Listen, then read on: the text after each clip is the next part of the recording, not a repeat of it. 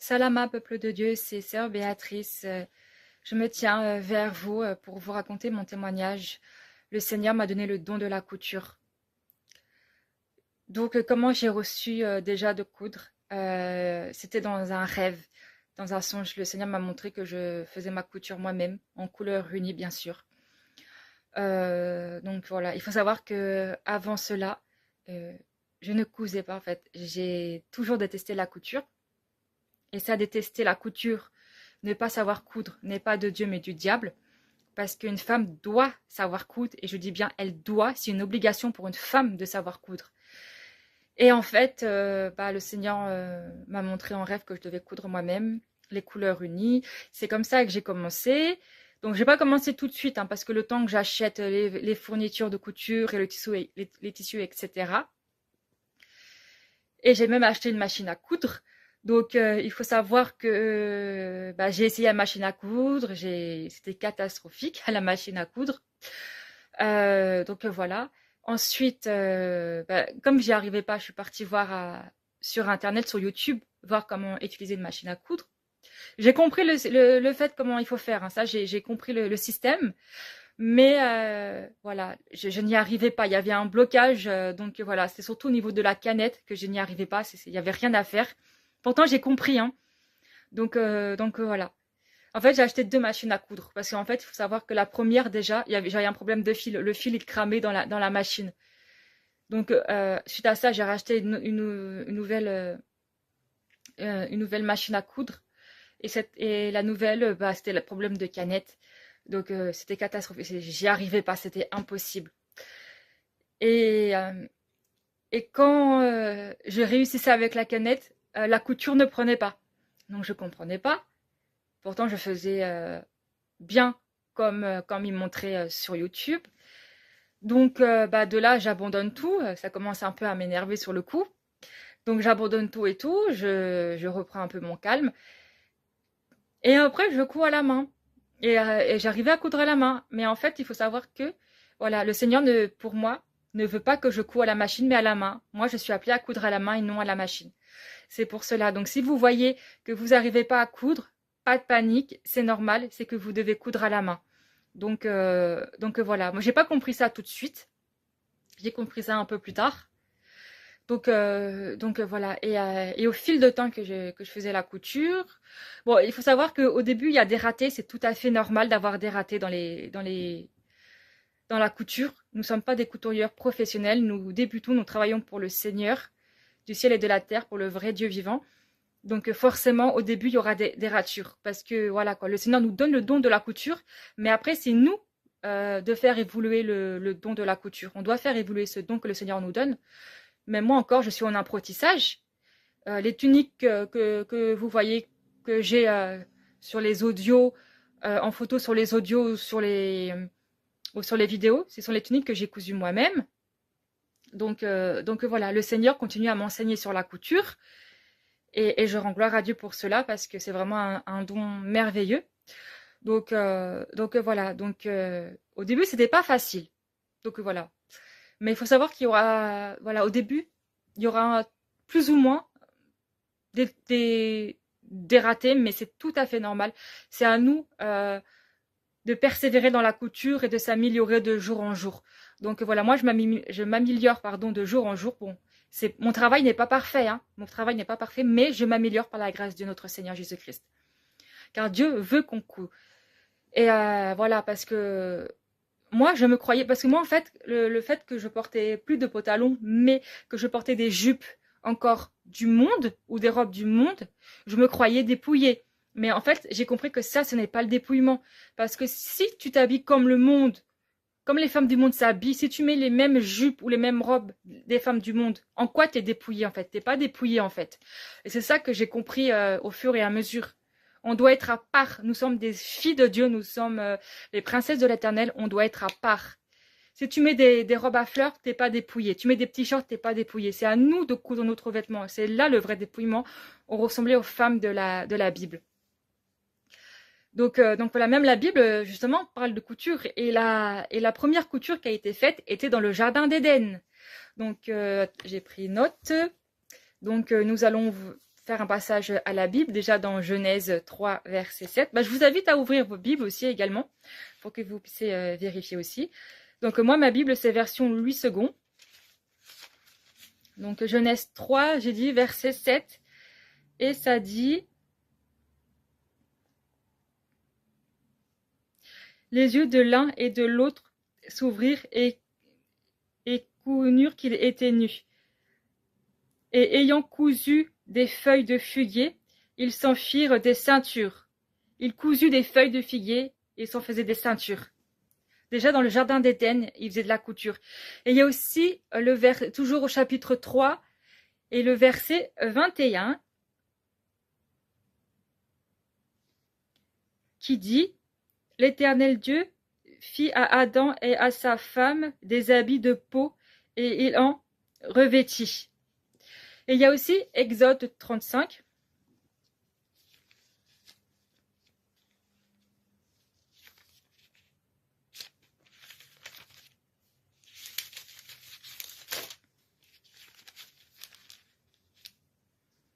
Il faut savoir que l'Ancien Testament, elle est toujours d'actualité. Donc c'est important de vraiment aussi méditer l'Ancien Testament. Parce que ce soit l'Ancien ou le Nouveau Testament, c'est toujours d'actualité. Il y en a qui croient que si l'Ancien Testament n'est pas confirmé sur la Nouvelle Alliance, c'est pas d'actualité. Ça, ce sont des mensonges du diable. Ce sont vraiment des gros mensonges du diable. Parce qu'il y a beaucoup de choses encore dans l'Ancien Testament qui n'est pas dans le Nouveau qu'il faut respecter. Comme le sabbat. Mais ça, bon, le sabbat, ils en parlent déjà ils confirment déjà dans le, comment dire, dans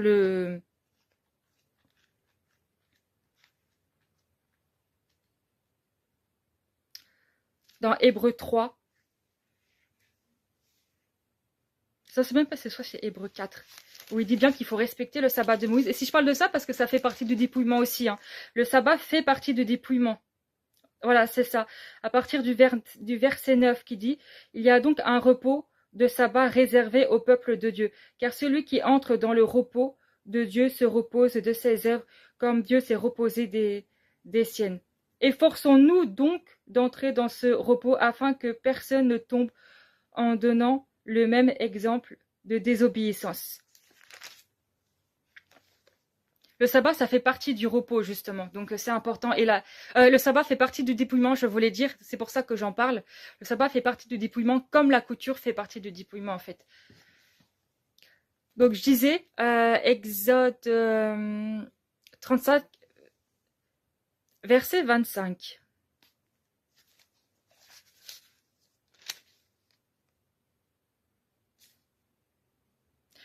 Qui dit: Toutes les femmes qui, avant de l'habileté furent de leurs mains, et elles apportèrent leur ouvrage des fils teints en bleu, en pourpre, en cramoisi et en fin lin. Il y a aussi Exode 28.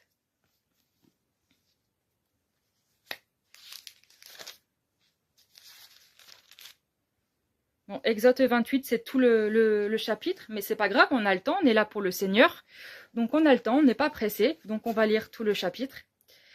La parole de Dieu dit ceci: Fais approcher de toi Aaron, ton frère et ses fils, et prends-les parmi les enfants d'Israël pour les consacrer à mon service dans le sacerdoce. Aaron et les fils d'Aaron, Naba, Abihu, Eliazer et Athamar. Tu feras à Aaron, ton frère, des vêtements sacrés pour marquer sa dignité et pour servir de parure. Tu parleras à tous ceux qui sont habillés et à qui j'ai donné un esprit plein d'intelligence, et ils feront les vêtements à Aaron afin qu'il soit consacré et qu'il exerce mon sacerdoce. Voici les vêtements qu'ils feront: un pectorat, un éphod, une robe, une tunique brodée, une tiare et une ceinture. Ils feront des vêtements sacrés à Aaron ton frère et à ses fils, ex- afin qu'ils exerçant mon sacerdoce. Ils emploieront de l'or, des étoffes teintées en bleu, en pourpre, en cramoisi et de fin lin. Ils feront les pods d'or, de fil bleu, pourpre et cramoisi, et de fin lin ressort. Il sera artistement travaillé. On y fera 2 épaulettes qui joindront par ces 2 extrémités, et c'est ainsi qu'il sera joint. Je suis au verset 8. La ceinture sera de même travail que l'éphod est fixée sur lui. Elle sera d'or, de fin bleu, pourpre et cramoisi, et de fin lin restore. Tu prendras 2 pierres d'onyx, et tu y graveras les noms des fils d'Israël, 6 de leurs noms sur une pierre, et des 6 autres sur la seconde pierre d'après l'ordre de naissance. Tu graveras sur les 2 pierres les noms des fils d'Israël, comme on grave des pierres, et les cachets.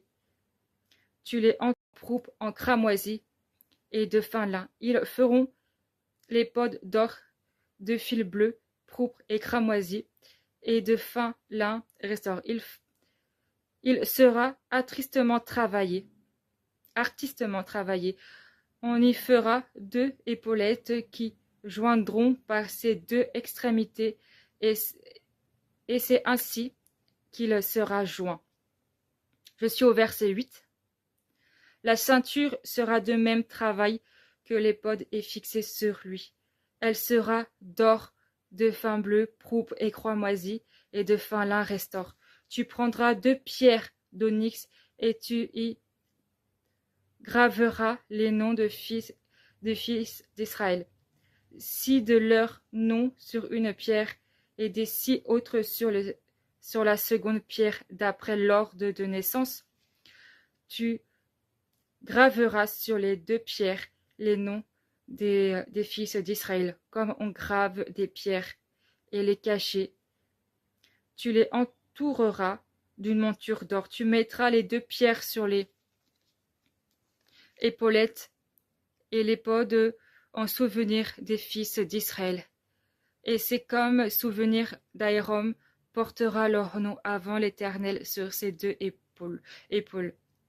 Tu feras des montures d'or, les 2 chaînettes d'or pur que tu tresseras en forme de cordon, et tu fixeras aux montures les chaînettes ainsi tressées.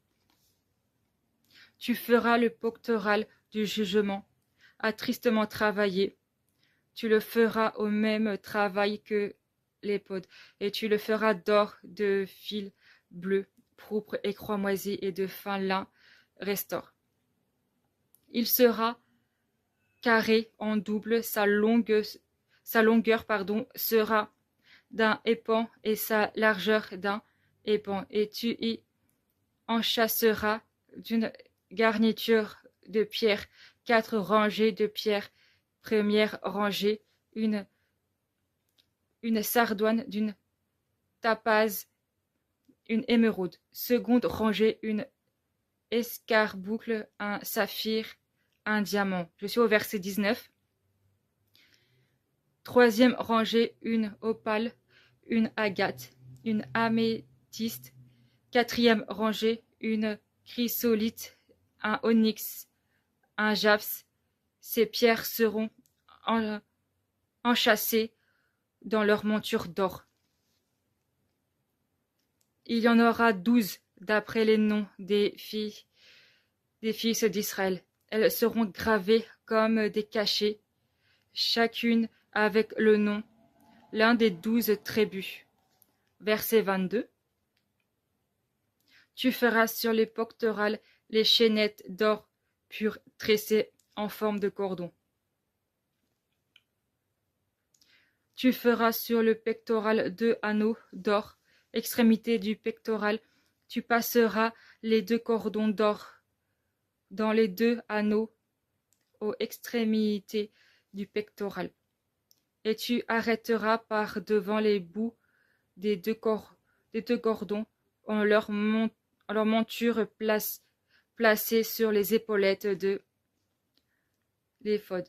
Tu feras encore 2 anneaux d'or que tu mettras aux 2 extrémités du pectoral sur le bord intérieur appliqué contre l'éphod.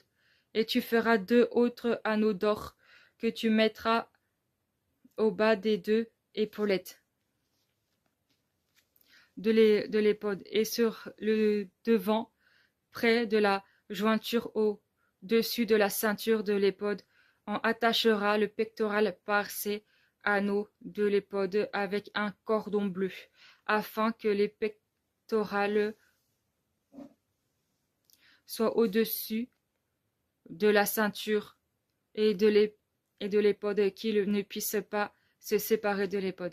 Lorsque Aaron entrera dans le sanctuaire, il portera sur son cœur le nom des fils d'Israël gravé sur le pectoral du jugement pour en conserver à toujours le souvenir devant l'Éternel. Tu joindras au pectoral le jugement, l'Urim et le Thummim, et ils seront sur le cœur d'Aaron lorsqu'il se présentera devant l'Éternel. Ainsi Aaron portera constamment sur son cœur le jugement des enfants d'Israël lorsqu'il se présentera devant l'Éternel. Tu feras la robe de l'éphod entièrement étoffée bleue. Il y aura au milieu une couverture pour la tête. De cette couverture aura tout autour un bord tissé comme l'ouverture, une couette de mille afin que la robe ne se déchire pas. Tu mettras autour de la bordure en bas des grenades de couleur bleue, pourpre et croix moisie entremêlées de clochettes d'or. Je suis au verset 34. Une clochette d'or, une grenade, une clochette d'or, une grenade sur tout le tour de la bordure de la robe. Aaron s'en revêtira pour faire les services quand il entrera dans le sanctuaire devant l'Éternel, et quand il en sortira, on entendra le son des clochettes, il ne mourra point. Tu feras une lame d'or pure et il y gravera comme on grave un cachet. Sainteté à l'Éternel. Tu attacheras avec un cordon bleu sur le tiare, sur le devant de la tiare. Elle sera sur le front d'Aaron, et Aaron sera chargé des iniquités commises par les enfants d'Israël, et faisant toutes leurs saintes offrandes. Elle sera constamment sur le front devant l'Éternel, pour qu'il ne leur soit favorable. Tu feras la tunique de fin lin, tu feras une tiare de fin lin, et tu feras une ceinture brodée. Pour les fils d'Aaron, tu feras des tuniques, et tu leur feras des ceintures, et tu leur feras des bonnets pour marquer leur dignité et pour leur service des parures.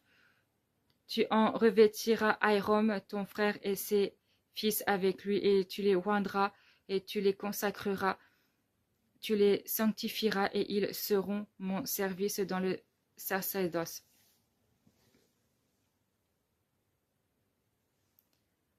Fais-leur des caleçons de lin pour couvrir leur nudité. Ils iront depuis les reins jusqu'aux cuisses.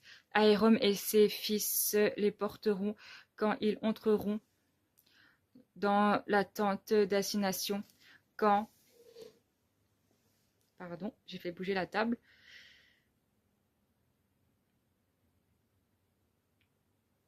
Donc, je reprends au verset 42.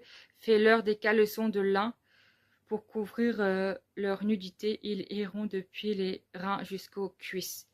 Aaron et ses fils les porteront quand ils entreront dans la tente d'assignation, ou quand ils s'approchèrent de l'autel pour faire le service dans le sanctuaire. Ainsi, ils ne rendront point coupables et ne mourront point. C'est une loi perpétuelle pour Aaron et pour ses descendants auprès de lui. Et il y avait aussi Proverbe 31. On va d'abord aller dans Nombre 15.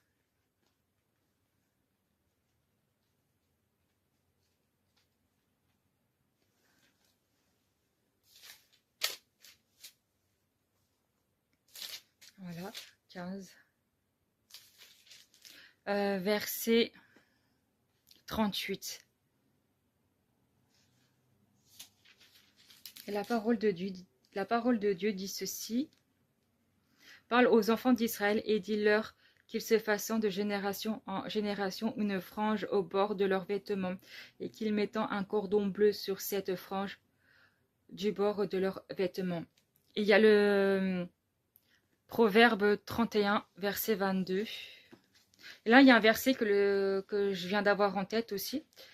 C'est dans Sophonie, où ça parle des vêtements étrangers, ça parle des motifs. Donc, bon, d'abord, on fait chaque chose à son temps. D'abord, on va à Proverbe 31.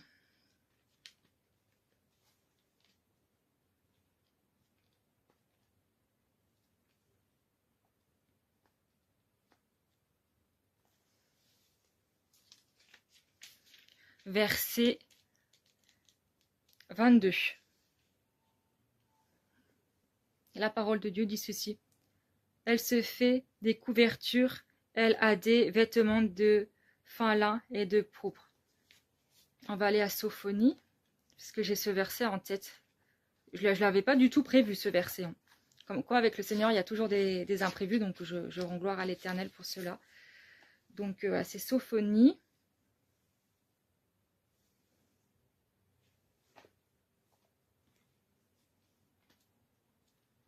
Je cherche le verset. Pardonnez-moi si c'est un peu long.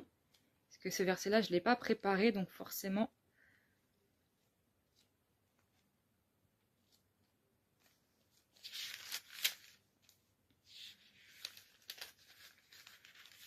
Ah voilà, par contre, le...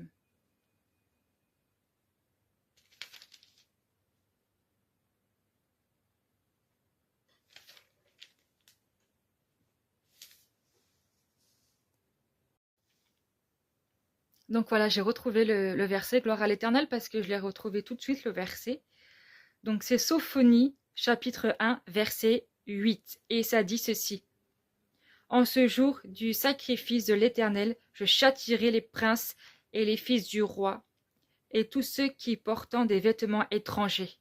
Nous qu'on porte des vêtements à motifs, nous sommes étrangers au Seigneur, parce que ce sont des vêtements qui le glorifient pas. C'est pour cela qu'on doit faire nous-mêmes notre propre couture, en fait. Donc voilà, je rends gloire à l'Éternel pour ce témoignage. Donc c'est tout. Donc voilà, vraiment que le saint nom du Seigneur soit glorifié. Donc voilà. Et ce témoignage aussi, c'est pour encourager toutes ces sœurs qui disent qu'ils ne savent pas coudre. Moi, je vous le dis, les filles, et je vous le déclare que vous savez coudre. Mais vous ne le savez pas encore. Moi, j'étais surprise quand j'ai su que je savais coudre alors que j'ai jamais touché à une aiguille de ma vie. J'étais incroyablement surprise. Et surprise des progrès que j'ai fait en très peu de temps. Donc, on a tous, toutes les femmes de Dieu, toutes les princesses de l'Éternel ont ce don en nous. Il suffit juste d'y croire, d'avoir la foi et d'y s'y mettre, quoi. Donc voilà, le Seigneur nous appelle toutes à coudre. Je dis bien toutes. On doit tous coudre. Les femmes doivent coudre pour leur mari et pour leurs enfants. Et pour elles-mêmes aussi, évidemment. On a tous ce don en nous. Donc, franchement, c'est pour vous encourager aussi ce témoignage à coudre. Donc, voilà, vous avez tous ce don en vous. Ayez la foi en Dieu. Donc, voilà, c'est juste que, comme vous-même, vous ne savez pas, que vous savez coudre, pour le moment, le don l'est éteint. Mais moi, je déclare que ce don va être réveillé quand vous toucherez à une aiguille. Peu importe que ce soit à la machine ou à la main. Et encore une fois, si vous n'arrivez pas à coudre à la machine, ne perdez pas courage. C'est que vous n'êtes pas fait pour coudre à la machine, mais à la main. Donc voilà, il y a des sœurs qui sont appelées à coudre à la main et d'autres à la machine à coudre. Donc voilà, comme par exemple la sœur Victoire, elle est appelée à coudre à la machine et moi je suis appelée à coudre à la main. Donc voilà, que toute la gloire soit à Rabouni et voilà. Soyez fortifiés dans le Seigneur.